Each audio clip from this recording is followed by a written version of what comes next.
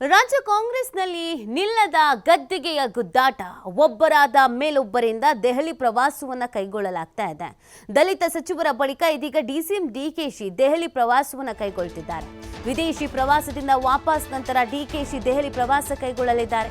February 25-26ರಂದು DCM DKShi Delhi ದಂಡಯಾತ್ರೆಯನ್ನ ಹೊರಡಲಿದ್ದಾರೆ. ಹೈಕಮಾಂಡ್ ನಾಯಕರ ಭೇಟಿಗೆ ಮುಂದಾಗಿರುವಂತ ಡಿಕೆ ಶಿವಕುಮಾರ್ ಇದೀಗ ಡಿಕೆ ಶಿವಕುಮಾರ್ ಅವರು ದೆಹಲಿಗೆ ಹೋಗಬೇಕು ಅಂತ ಪ್ಲಾನ್ ಮಾಡಿಕೊಂಡಿದ್ದಾರೆ. ಫೆಬ್ರವರಿ 25-26 ಈ ಸಂದರ್ಭದಲ್ಲಿ ದೆಹಲಿಗೆ ಹೋಗಿ ಮಾತುಕತೆಯನ್ನು ನಡೆಸಬೇಕು ಅಂತ ಏನು ಮಾತಾಡ್ತಾರೆ ಅನ್ನೋದು ಸಹಜವಾಗಿರುವಂಥ ಒಂದು ಪ್ರಶ್ನೆ ಆಗಿದೆ. ಯಾಕಂದರೆ ಕಾಂಗ್ರೆಸ್ನಲ್ಲೂ ಕೂಡ ಒಂದಷ್ಟು ಭಿನ್ನಾಭಿಪ್ರಾಯಗಳಿದೆ. ಅದರ ಜೊತೆಗೆ ಮಾಧ್ಯಮಗಳ ಮುಂದೆ ಕೆಲವು ಹಿರಿಯ ನಾಯಕರೇ ಡಿಕೆ ಶಿವಕುಮಾರ್ ಅವರ ವಿರುದ್ಧ ಅಸಮಾಧಾನವನ್ನ ಆಕ್ರೋಶವನ್ನ ಹೊರಹಾಕ್ತಾ ಇದ್ದಾರೆ. ಮಲ್ಲಿಕಾರ್ಜುನ ಖರ್ಗೆ ಅವರು ಕೂಡ ಬಾಯಿ ಮುಚ್ಕೊಂಡಿರಿ ಅಂತ ಹೇಳಿದ್ದಾರೆ. ಸೊ ಇದೆಲ್ಲದರ ಬೆನ್ನಲ್ಲೇ ಡಿಕೆ ಶಿವಕುಮಾರ್ ಅವರು ಹೈಕಮಾಂಡ್ ನಾಯಕರನ್ನ ಭೇಟಿ ಆಗೋದಕ್ಕೆ ಅಂತ ತೆರಳ್ತಾ ಇರುವಂಥದ್ದು ಸಹಜವಾಗಿ ಒಂದು ಕ್ಯೂರಿಯಾಸಿಟಿಯನ್ನು ಹುಟ್ಟಾಕ್ತಾ ಇದೆ.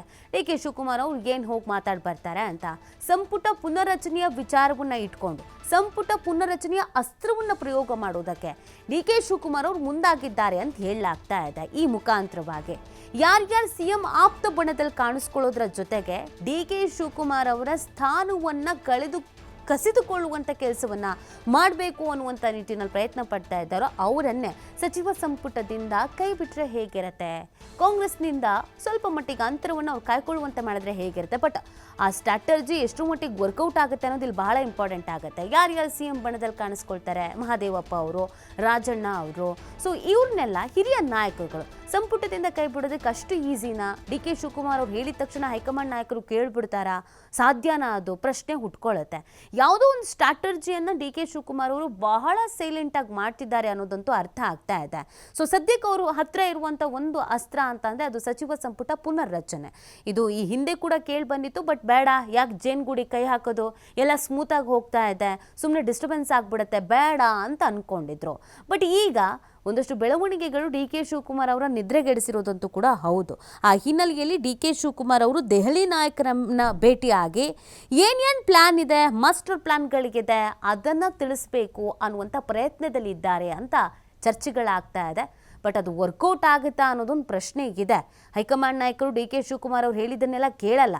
ಆದರೂ ಯಾವ ರೀತಿಯಾಗಿ ಹೇಳ್ತಾರೆ, ಈ ಸಚಿವರುಗಳಿಗೇನಿದ್ದಾರೆ, ಮಹಾದೇವಪ್ಪನವರಾಗಿರ್ಬೋದು, ರಾಜಣ್ಣ ಅವರಾಗಿರ್ಬೋದು, ಸಿ ಎಂ ಆಪ್ತ ಬಣದಲ್ಲಿ ಕಾಣಿಸಿಕೊಳ್ಳುವಂಥ ಭೈರತಿಯವರಾಗಿರ್ಬೋದು, ಇವರೆಲ್ಲರ ರಿಪೋರ್ಟ್ ಕಾರ್ಡ್ ಏನೇನು ಅಭಿವೃದ್ಧಿ ಕೆಲಸಗಳನ್ನು ಮಾಡಿದ್ದಾರೆ, ಯಾವ್ಯಾವ ಕಾರ್ಯಕ್ರಮಗಳನ್ನು ಮಾಡಿದ್ದಾರೆ, ಇವರ ರಿಪೋರ್ಟ್ ಏನಿದೆ, ಇದನ್ನು ಮುಂದಿಟ್ಟು ಇವರಿಂದ ಕೆಲಸ ಕಾರ್ಯಗಳು ಆಗ್ತಾ ಇಲ್ಲ, ಇದರಿಂದ ಸರ್ಕಾರಕ್ಕೆ ಹಿನ್ನಡೆ ಆಗತ್ತೆ, ಮುಂದೆ ಚುನಾವಣೆಯಲ್ಲಿ ಗೆಲ್ಲಬೇಕು ಅನ್ನುವಂಥ ಮಹದಾಸೆಯನ್ನು ಇಟ್ಕೊಂಡಿದ್ದೀವಿ.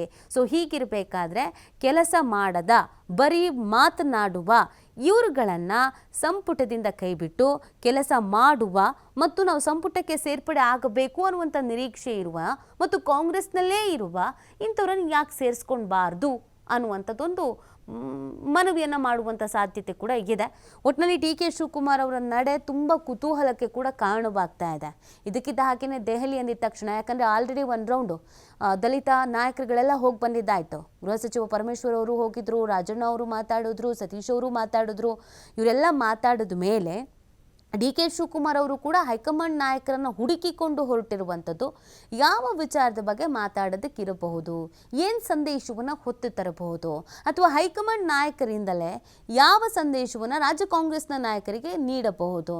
ನೋಡಿ, ಈ ಹಿಂದೆ ಕೆಲವು ಬೆಳವಣಿಗೆಗಳಾಯಿತು. ದಲಿತ ಸಮಾವೇಶ ಮಾಡಬೇಕು ಅಂತ ಪ್ಲಾನ್ ಮಾಡಿಕೊಂಡಿದ್ದು, ಬಟ್ ಅದಕ್ಕೆ ಬ್ರೇಕ್ ಬಿದ್ದಿತ್ತು. ಜೊತೆಗೆ ದಲಿತ ನಾಯಕರುಗಳೆಲ್ಲ ಒಗ್ಗಟ್ಟಾಗಿ ಸಿ ಎಂ ಆಪ್ತ ವಲಯದಲ್ಲಿ ಕಾಣಿಸ್ಕೊಂಡವರೆಲ್ಲ ಡಿನ್ನರು, ಬ್ರೇಕ್ಫಾಸ್ಟು ಅಂತ ಒಂದಾಗಿದ್ದು, ಅದಕ್ಕೆ ಹೈಕಮಾಂಡ್ ನಾಯಕರಿಂದ ಬಯಸ್ಕೊಂಡಿದ್ದು, ನೀವೇನು ಊಟ ಮಾಡೋದು ಬೇಡ, ತಿಂಡಿ ಮಾಡೋದು ಬೇಡ, ಒಟ್ಟೊಟ್ಟಿಗೆ ಎಲ್ಲರೂ ಒಟ್ಟಾಗಿ ಈ ಥರದ್ದೆಲ್ಲ ಸಂದೇಶವನ್ನು ರವಾನೆ ಮಾಡೋದು ಬೇಡ ಅಂತ ಹೇಳಿದ್ದು.